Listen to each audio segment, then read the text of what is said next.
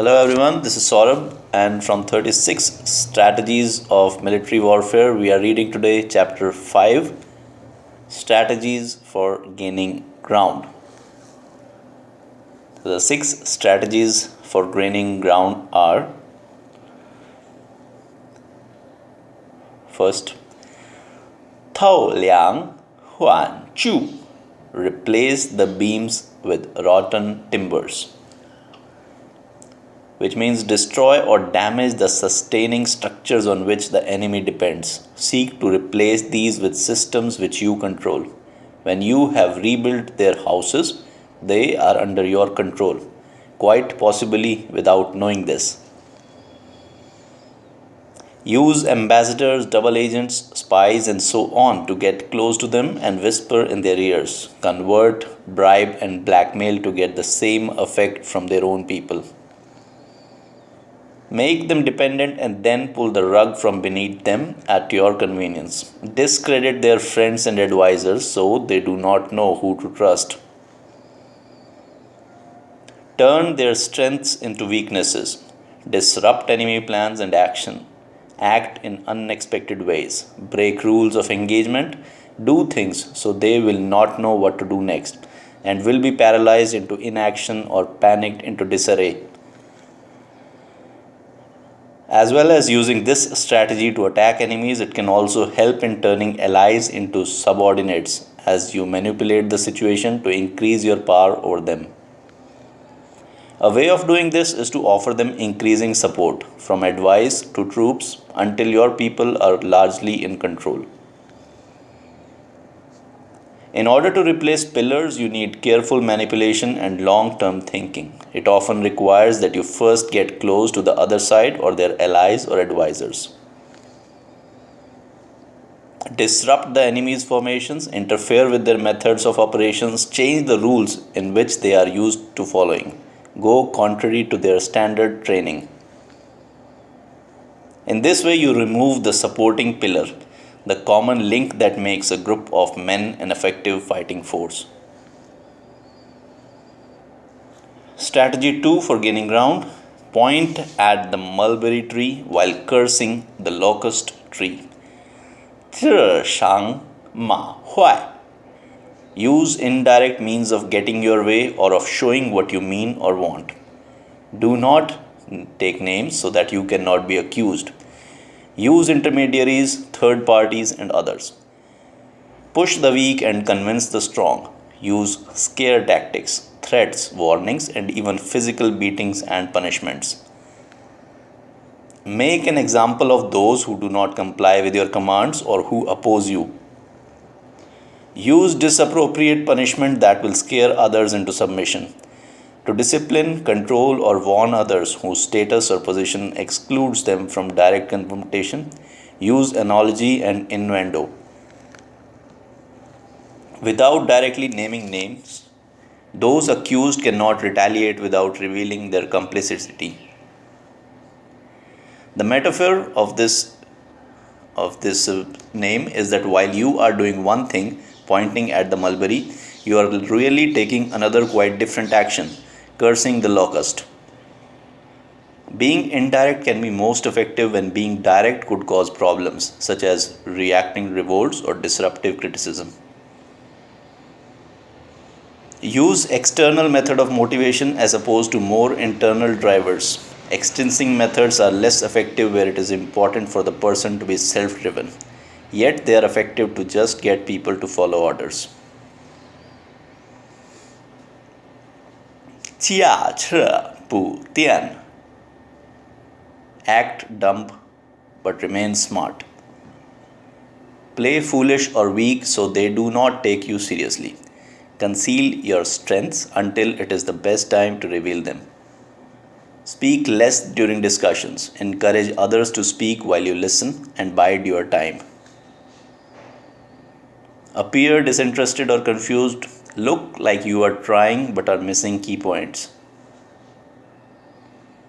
Wait until they have dropped their guard or are ignoring you before attacking. Hide behind the mask of a fool, a drunk, or a madman to create confusion about your intentions and motivations. Lure your opponent into underestimating your ability until overconfident he drops his guard, then you may attack. When other thinks you are foolish, they will not perceive you as a threat and so will not attack you. They may also get careless and reveal information you can use or vulnerabilities you can attack. There is a risk when playing the fool that they try to remove you or attack you. Always be on your guard but also seek to avoid being exposed. A reversal of this strategy is to pretend you know more than you do in order to create uncertainty and paralysis. Shàng chou thi. Remove the ladder when the enemy has ascended to the roof. With baits and deceptions, lure your enemy into treacherous terrain, then cut off his line of communication and avenue of escape. To save himself, he must fight both your own forces and the element of nature. After an action is taken, ensure that there is no going back. Close off retreat when ambushing an enemy. You can also prevent your own troops from retreating to ensure they continue to advance or stand their guard. Encourage them to move downhill towards mountains, marshes, river, or other places where fight is otherwise difficult. Also encourage bold public commitments where going against these would cause shame and loss of status. Not only remove the chance of retreat, also cut off communication and other supplies, so they have to fight with what they have. More broadly, you can create situations that forces the action you desire. When climbing a building or mountain with a ladder system, if the ladder just climbed is removed, you have only one option: to continue upwards. When armies have crossed rivers or seas, retreat across them is difficult, forcing them to fight. When soldiers have no way out, they will fight to the death. Isolating them can both motivate them to fight hard or alternatively demotivate them. Seek to create the motivation you desire. For example, by cutting off enemy troops from their leaders and thereby confusing and demotivating them. Shàng khai hua. Decorate the tree with false blossoms. Or appear powerful even when you actually have far less power. Make it appear that you have more soldiers, weapons, and other resources to keep a stronger enemy at bay. Use focused displays of aggression, power, and skill. In reverse, you can appear weak to tempt forward a weaker enemy. Broadly, you can make things seem more than they are by adding items that have no real worth or by hiding your real ability until needed. Tying silk blossoms on a dead tree gives the illusion that the tree is healthy. Through the use of artifice and disguise, make something of no value appear valuable, of no threat appear dangerous, of no use appear useful. Power is not just the real potential you have, it is also the assumption of your power that others afford you. You can create illusions to help this and so create caution and fear where none is really needed. Most people seek to avoid many risks. In war, taking the wrong risks can be fatal, so assessing the power and potential of the enemy is essential.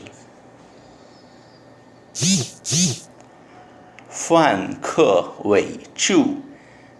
Make the host and guest exchange roles. Make them dependent on you. This can be done to absorb both allies and enemies. Infiltrate the enemy with spies and double agents who take on trusted expert roles. Play a game of cooperation using peace talks and treaties. Act first as a guest and then gradually become more dominant. Take charge of needed resources from food to water. Become a gatekeeper with control over desired access to people and things. Become an expert so they have to come to you for knowledge and advice. Lock them in. Start by giving what you have freely so they avoid other sources, which hence fade away. Then start charging for it or demanding things in return. Use this to build further power so you can prevent them from going elsewhere. Another approach is to lure the enemy away from their stronghold, so you can march in with little resistance while they are away on a goose chase. Jealously guard your exclusive abilities and resources. Discount, downplay, or defeat those who try to offer similar things. Usurp leadership in a situation where you are normally subordinate. Infiltrate your target. Initially, pretend to be a guest to be accepted, but develop from inside and become the owner.